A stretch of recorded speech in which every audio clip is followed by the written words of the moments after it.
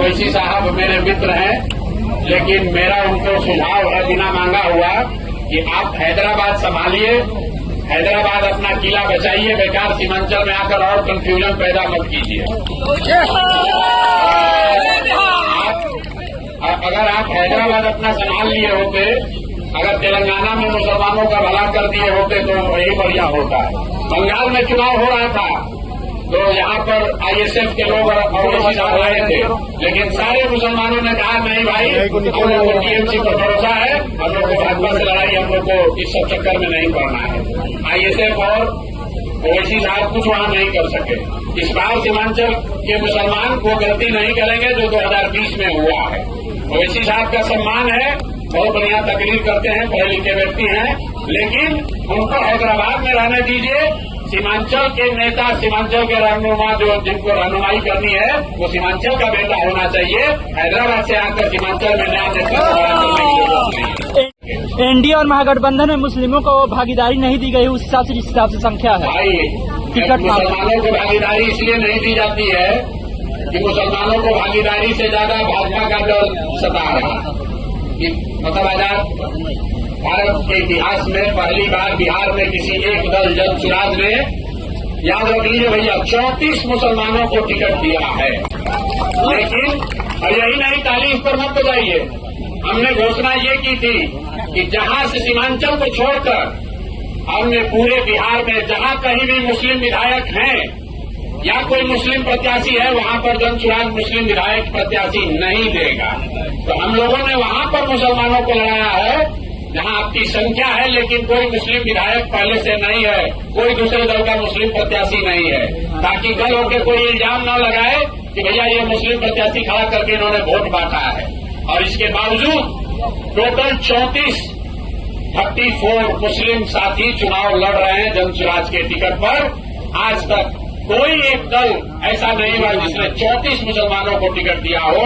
लेकिन यहाँ पर जो हमारे विरोधी होगा कोई, तो कहेगा 34 को इसलिए दिए हैं कि हम लोग का वोट काटना चाहते हैं।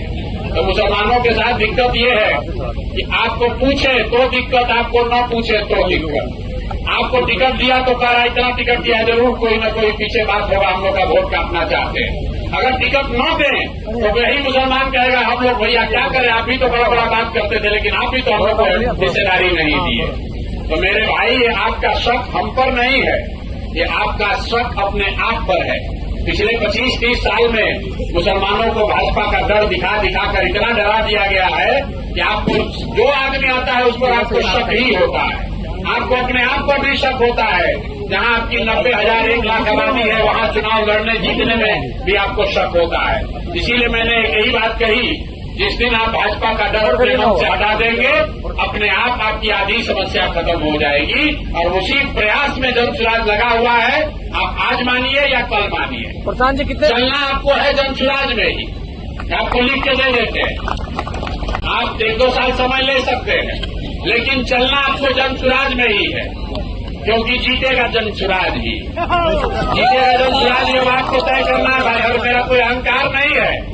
हमने आपको पहले कहा कि पैगंबर साहब ने क्या बताया है कि ईमानदारी से किया गया जद्दोजहद कभी बेकार नहीं जा सकता है। हम लोग ईमानदारी से प्रयास कर रहे हैं, जीतेगा जनसुराज ही आपको तय करना है। आप अभी कंधा लगाइएगा तो जरूर हमारी लड़ाई थोड़ी आसान हो जाएगी।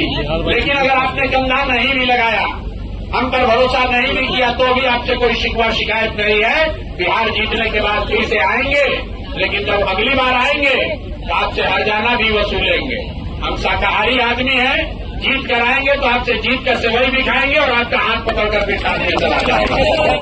सीमांचल के लोगों को इतना ही कहेंगे, हम मुसलमानों की बहुत बड़ी आवाज नहीं है। जी सर, जी। तो मुसलमानों से एक अपील करना चाहता हूँ कि अभी तक आपको लोग कहते हैं कि भाजपा से डरिए और हम लोग को वोट दीजिए, हमको जिताइए। गठबंधन वाले कहते हैं भाजपा से डरिए, हमको वोट दीजिए, हम लोग आपको भाजपा से बचाएंगे। जनसुराज ये कह रहा है कि भैया भाजपा से मत डरो, अल्लाह से डरो और हक के साथ खड़े रहो। तादाद की चिंता नहीं करना है। तादाद का अगर चिंता की गई होती तो इस्लाम धर्म शुरू ही नहीं होता। इसलिए हक के साथ खड़ा होइए, जो अच्छा आदमी है उसको जिताइए भाजपा से मत डरिए, ऊपर अल्लाह से डरिए, अपने बच्चों की चिंता कीजिए, तभी सुधार होगा। ना तो भाजपा से डर के वोट देते रहिएगा तो लालटेन में किरासन तेल बनकर जलिएगा आप, जलेगा आपका और आपके बच्चों का भविष्य, और रोशनी होगा लालू जी के घर में, आपके घर के, आपके बच्चों के जीवन। यही दो विकल्प है जो अभी व्यवस्था चल रही है एनडीए की, जदयू की, भाजपा की। अगर उसको वोट दीजिएगा तो जो भ्रष्टाचार है, पेपर लीक है, बेरोजगारी है, पलायन है, वो तो ऐसे ही चलता रहेगा। तो लोगों को तय करना है कि अभी की व्यवस्था आपको चाहिए तो जाके एनडीए को वोट दे दीजिए। जंगल राज का अपहरण रंगदारी चाहिए तो लालटेन का बटन दबा दो, और अगर नई व्यवस्था चाहिए तो जन स्वराज का बस्ता पकड़ लीजिए, स्कूल का बस्ता पकड़िए, अपने बच्चों के लिए पढ़ाई रोजगार का इंतजाम कर लीजिए। एनडीए के सभी नेता का खुलासा किया, लेकिन राजद के कोई नेता का खुलासा नहीं किया।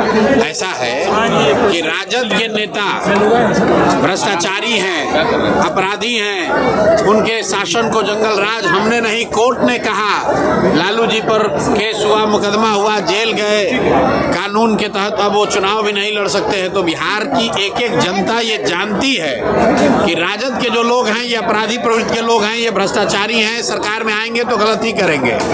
लेकिन उनको हटाकर जिनको सरकार में लाया गया, जिन्होंने अच्छे चाल चरित्र चेहरा का वादा किया, उन भाजपाइयों का, उन जदयू के लोगों का भी चाल चरित्र चेहरा कई मायनों में राजद से के नेताओं से भी बुरा है। इसलिए इनको ये लोग जो कंबल ओढ़ के घी पी रहे हैं, जनता को बेवकूफ बना रहे हैं, इसलिए इनका जन्म कुंडली खोला गया है कि सम्राट चौधरी किसी राजद के नेता से ज्यादा बड़ा अपराधी है, अशोक चौधरी किसी राजद के नेता से ज्यादा भ्रष्टाचारी है, मंगल पांडे किसी राजद कांग्रेस के नेता से ज्यादा भ्रष्टाचारी है। इसलिए इनका पोल खोलना जरूरी था, इनकी सच्चाई जनता के सामने रखना जरूरी था। राजद और कांग्रेस के नेता जो थे वो तो पता ही है जनता को, इसीलिए तो उनको हटाया है जनता ने, फिर उसी का बात क्यों करे। तो जो लोग छठ में घर आए हैं अब इनको 10-12 हजार के मजदूरी के लिए वापस नहीं जाना है। तैयार है, बाकी चीज हो या न हो, छठ के बाद वापस नहीं जाना है। 14 तक भैया देख कर जाओ, 11 तारीख को स्कूल के बस्ता छाप पर बटन दबाइए और 14 के बाद अपने फैक्ट्री वाले को बता दीजिए कि अब हम लोग वापस नहीं आ रहे हैं, यहीं पर रहेंगे, यहीं पर